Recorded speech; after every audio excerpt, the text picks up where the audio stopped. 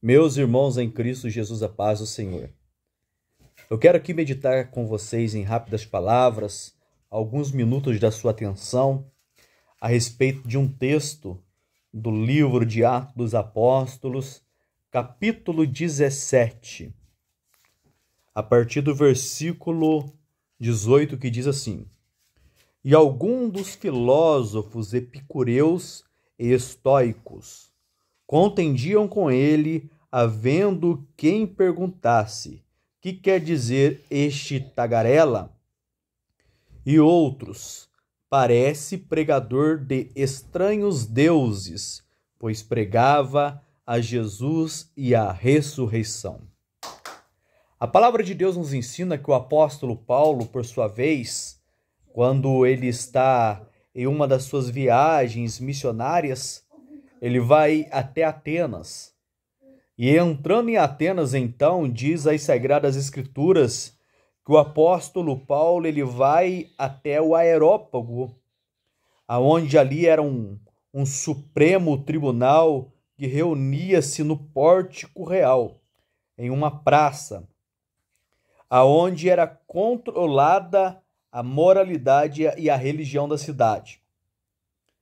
É interessante esse texto porque o apóstolo Paulo ele vai debater com dois grupos de filósofos que existiam naquela época. Os filósofos epicureus, cujo fundador da sua filosofia era Epicuro, e os filósofos seguidores de Zênon, que eram os estoicos.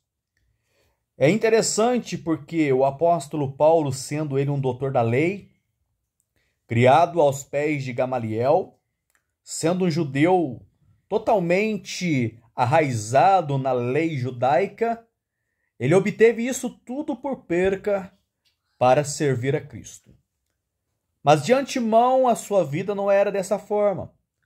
A Bíblia diz que Saulo, conhecido como Saulo de Tarso, ele trazia consigo uma bagagem muito ruim.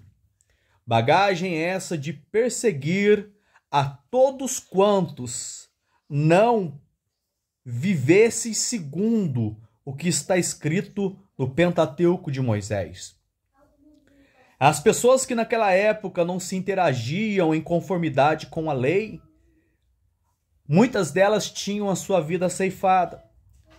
A Bíblia então nos conta no texto do livro em que o apóstolo Paulo, por sua vez, ele vai ver uma realização de um assassinato, de um homem que das quais diz as Sagradas Escrituras que o seu rosto, ao momento em que lhe atiravam pedras, tornara-se como o rosto de um anjo. Eu estou chamando este homem de Estevão, um grande mártir. A Bíblia diz que este homem, por nome de Estevão, ele fazia sinais e prodígios de forma com que as pessoas ficavam totalmente ligadas naquilo pela qual o mesmo fazia. Mas aquilo, como era contraditório ao costume judaico, a Bíblia diz que eles vão então arrumar 3 testemunhas, dizendo que o mesmo estavam fazendo coisa errada contra a lei. E agora, sendo julgado, então ele é levado para fora da cidade e apedrejado. Aos pontos de sua vestimenta caía aos pés desse jovem por nome de Saulo. Ele não se contentando com o ato de ver a morte de um cristão daqueles dias, ele quer perseguir mais. E uma das fases mais lindas das Sagradas Escrituras, porque Cristo, neste momento, ele já havia sido assunto ao céu. Mas aprove a Deus enviar o seu filho para que tivesse um encontro com Saulo. E a Bíblia então diz que Saulo, pedindo cartas para Damasco, ele tem de repente uma visão. E nesta visão então ele cai possivelmente do seu animal por terra e ouve-se uma voz dizendo: Saulo, Saulo. Ele pergunta: quem és tu, Senhor? Aí ele responde: eu sou Cristo, a quem tu persegues. Ou seja, No momento em que Saulo estava perseguindo a igreja, Saulo não estava perseguindo uma igreja física, mas ele estava perseguindo uma igreja espiritual, que era o próprio Cristo Jesus. Daquele dia por diante, a sua vida não foi a mesma.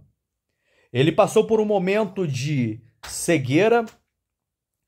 No momento em que ele começa a orar, Deus então começa a entender, Deus começa então a realizar, haja visto, melhor bem dizendo, Paulo começa a entender e Deus começa a realizar um milagre na sua vida. E nessas viagens então ele vai dar na cidade de Atenas.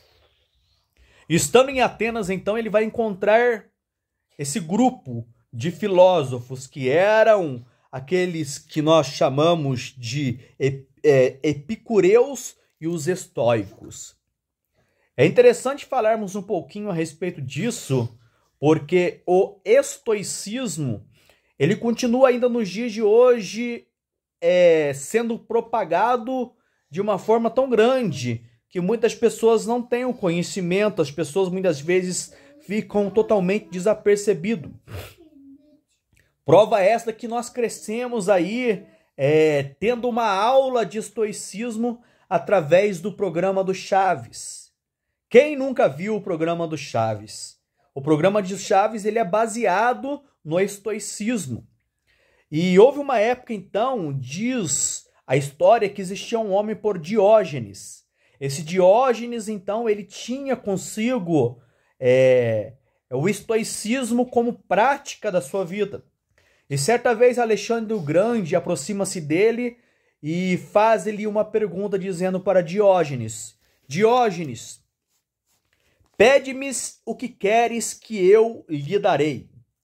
Diógenes, olhando para ele, pois o mesmo estava do lado do seu barril, ele vai pedir para Alexandre o Grande a seguinte coisa: saia da frente do meu sol, porque você está me fazendo sombra.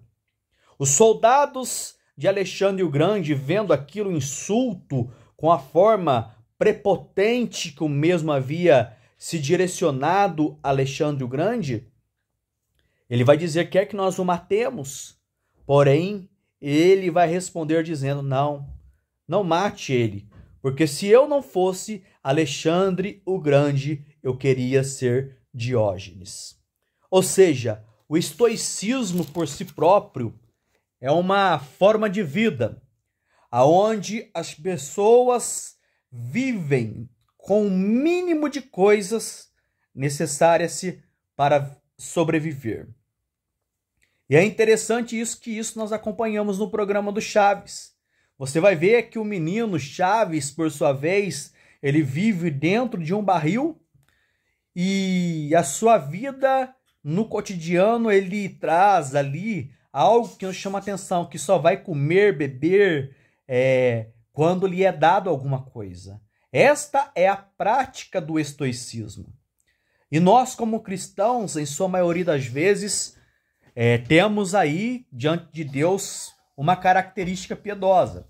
Esta é essa de que quando nós estamos diante de Cristo, acreditamos veementemente que Ele nos ouve e Ele pode nos prover de tudo que nós pedimos para Ele.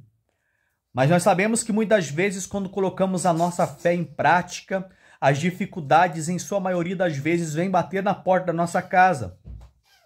Talvez você esteja aí ouvindo essa mensagem, ouvindo essa palavra, e a reflexão que você traz consigo é que parece que o estoicismo entrou dentro do seu lar. Por quê? Porque você vive daquilo que aparentemente é necessariamente para aquilo do dia a dia. Mas eu quero te dizer que Cristo, ele veio para dar vida e vida em abundância. Ainda que lhe falte alguma coisa, mas eu quero te dizer que Cristo tem uma nova vida, uma nova forma para que você possa viver vida, momentos esplêndidos diante dele e gozar de tudo aquilo que nós, como filhos de Deus, temos para gozar ainda aqui nessa terra. Que Deus abençoe você, fique com essa palavra e propague mais essa mensagem a respeito do estoicismo para que mais pessoas possam ter o conhecimento. Deus abençoe vocês, fique com essa palavra. Deus abençoe. Em nome de Jesus. Amém.